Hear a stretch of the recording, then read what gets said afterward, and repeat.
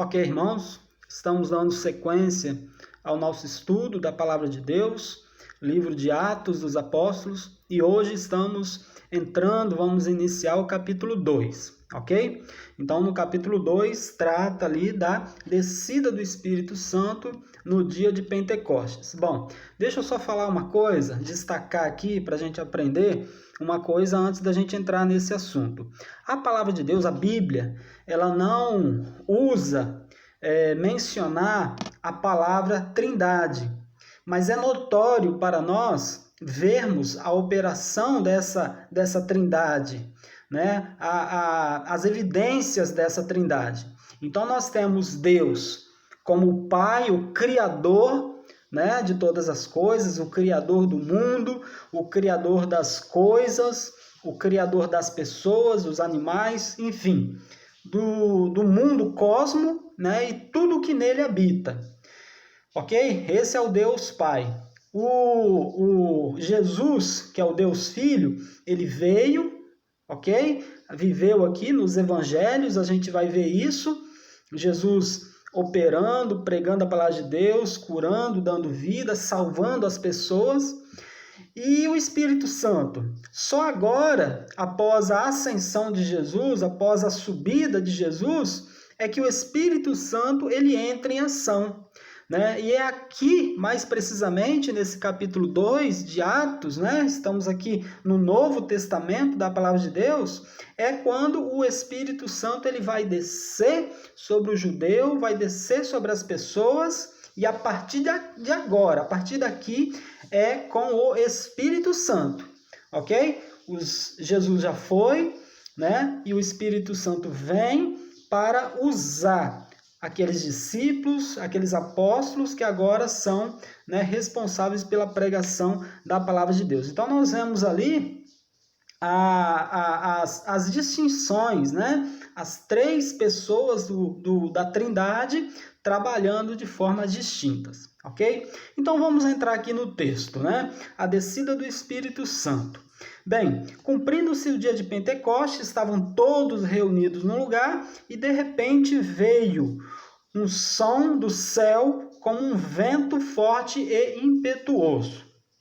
Então, Deus fez notório aqui este acontecimento para mostrar para as pessoas reunidas que algo grandioso estava acontecendo. Que era o quê? Exatamente a descida do Espírito Santo. Bom, existe uma diferença. Tem pessoas que acham que Pentecoste e descida do Espírito Santo são a mesma coisa. Não são, ok? Não são. Pentecoste é uma coisa e descida do Espírito Santo é outra coisa completamente distinta, ok? Os movimentos pentecostais, as igrejas pentecostais, eu sou pentecostal porque eu recebo o Espírito Santo. Nada a ver, tá? Pentecoste trata-se de uma festa, ok? Que Deus instituiu através de Moisés anualmente para o judeu celebrar, e o judeu celebrava essa festa. Essa era uma ocasião em que o judeu estava celebrando, né, celebrando ali essa festa. Essa festa ela é cheia de rituais, ok? A instituição está em Deuteronômio 16:16, depois você leia, ok? E os rituais, você vai conhecê-los em Levítico 23, de 15 a 21. Então, está tudo lá, o ritual e a instituição dessa festa que Deus instituiu para o judeu. E o judeu aqui, ele celebrava essa festa. Aliás, nem era para o judeu estar celebrando mais essa festa, porque, como eu falei, essa festa era cheia de rituais e sacrifícios. E Jesus já tinha morrido, Jesus já tinha ressuscitado. Então, não devia mais estar celebrando, porque o sacrifício maior e suficiente já havia ocorrido da parte de Deus para as pessoas. Mas o judeu, sabe como é que era o judeu, né?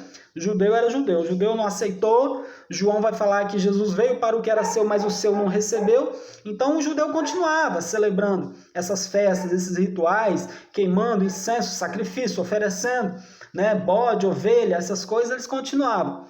E aqui era uma ocasião em que o judeu estava oferecendo, tá? Então Deus, ele aproveita, né, ele usa desse momento em que várias pessoas estavam reunidas por conta dessa festa, e então coloca o plano dele em ação, né? Fazendo o quê? Enviando o Espírito Santo para descer. Então, essa descida do Espírito Santo, ela, como eu disse, não tem nada a ver com a festa, foi apenas um momento em que Deus usou para enviar. Por quê? Porque estavam reunidos ali nessa festa, judeus de várias nações. Várias nações estavam ali festejando essa festa, festejando ali, né? Celebrando essa festa. E aí, o que Deus faz? Deus aqui, ele está cumprindo uma profecia de Joel.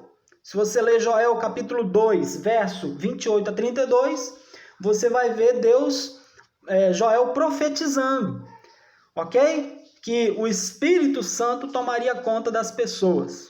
E Deus cumpre aqui essa profecia.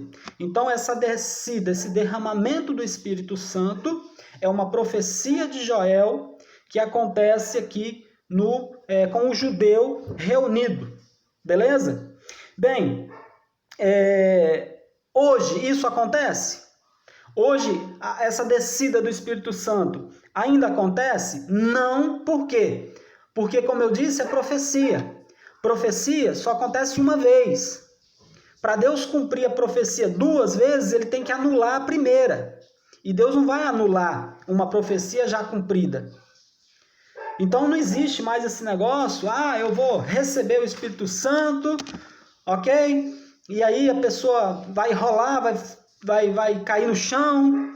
Não, irmãos, não existe isso. Profecia se cumpre uma só vez. Descida do Espírito Santo cumpriu-se uma só vez.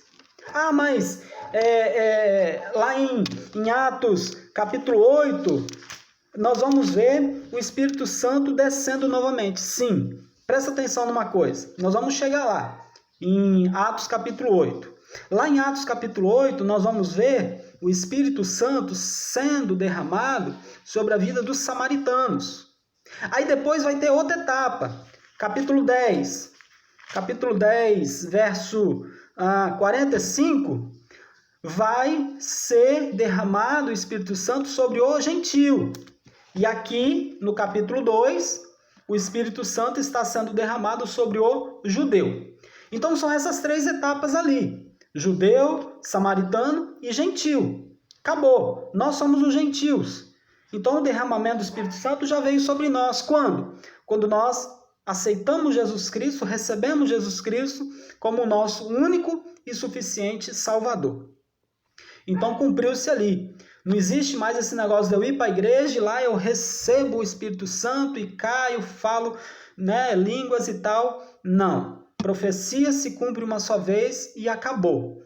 Beleza, irmãos? A gente precisa estar, conhecendo a palavra de Deus para não se deixar enganar. Sabermos o que é doutrina, o que é sã doutrina e o que não é.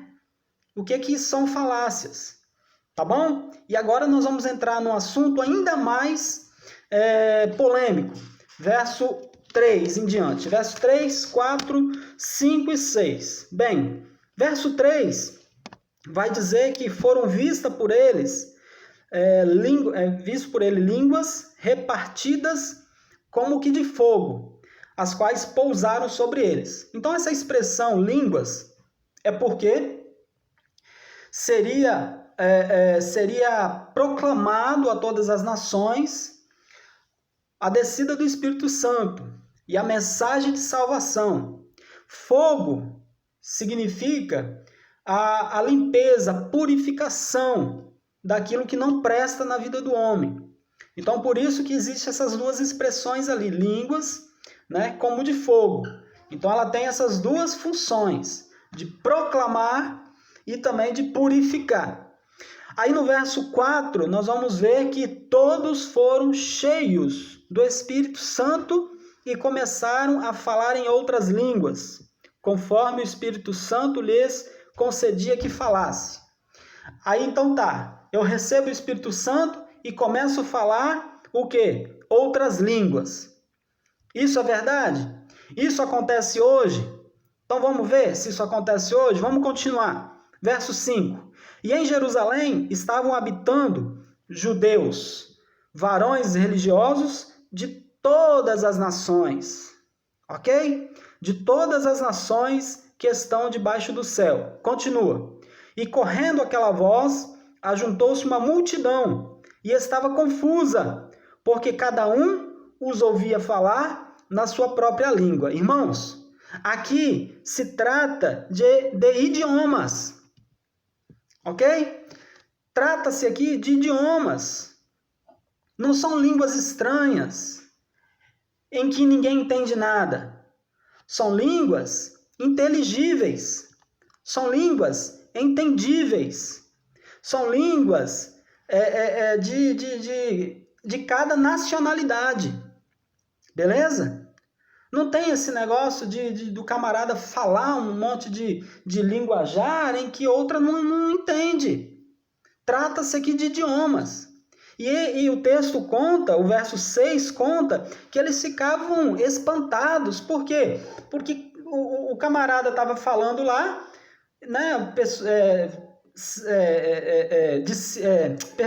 apóstolos de Jesus, todo mundo sabia quem eram os apóstolos, a maioria deles eram iletrados, eram pescadores, não tiveram estudos, mas falavam e eles entendiam na nacionalidade deles, e eles ficavam confusos com isso, ficavam atônitos.